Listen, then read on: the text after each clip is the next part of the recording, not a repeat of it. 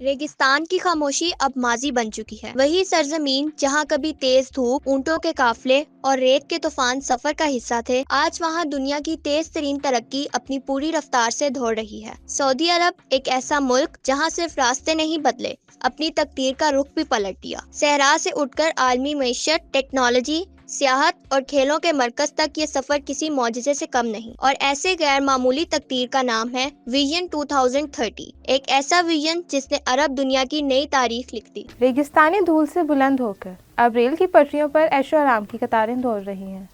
वो दिन याद कीजिए जब सऊदी अरब की शाहराहों पर गाड़ियों के बजाय ऊँटों के काफिले सफ़र करते थे। ना जदीद सड़कें, ना सहूलतें और ना ही कोई बड़ा ख्वाब। सहराओं में ज़िंदगी सादा थी मगर इम्कानात महदूद। फिर एक दिन 25 अप्रैल 2016 को सऊदी क़यादत ने दुनिया को चौंका दिया।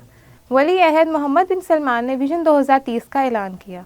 यह सिर्फ एक विजन नहीं था, बल्कि एक अहद था कि सऊदी अरब सिर्फ तेल का मुल्क नहीं रहेगा, बल्कि एक जदीद, पायदार और आलमी ताकत के तौर पर उभरेगा। सऊदी अरब ने तेल पर इन्हिसार कम करके अपनी मईशत को नई सिमत दी।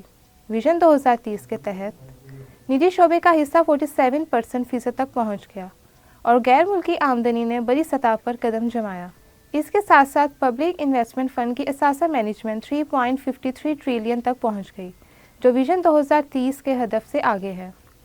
2024 के अख्ताम तक गैर मुल्की सरमायाकारी ने $20 अरब से ज़्यादा का रिकॉर्ड तोड़ा, जिसने सऊदी अरब को मशरिक़ वस्ता के सबसे मुतहरिक माशी मराकज़ में शामिल कर दिया है।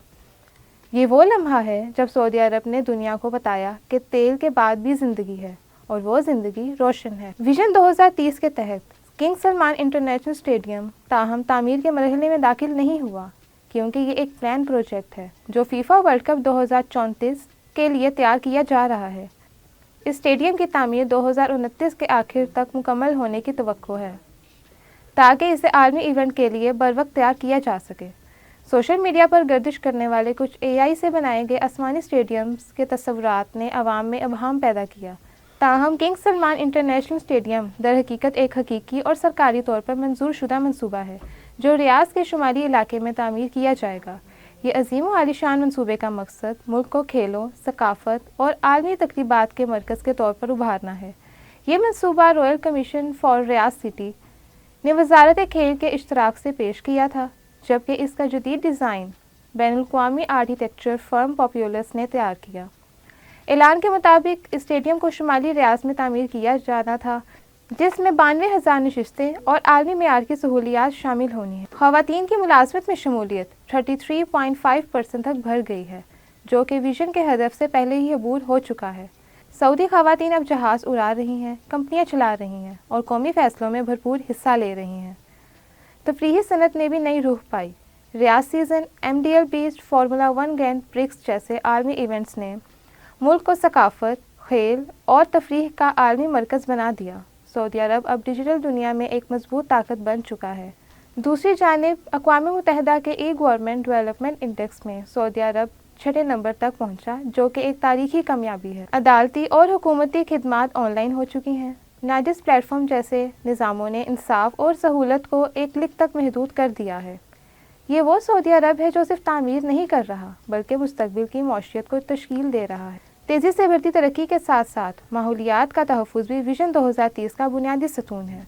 सऊदी ग्रीन इनिशिएटिव के तहत लाखों दरख्त लगाए जा रहे हैं, रिसाइकलिंग और तवानाई के मंसूबे शुरू किए गए हैं और तजदीदी तवानाई के नए प्लांट्स भी कायम किए जा रहे हैं।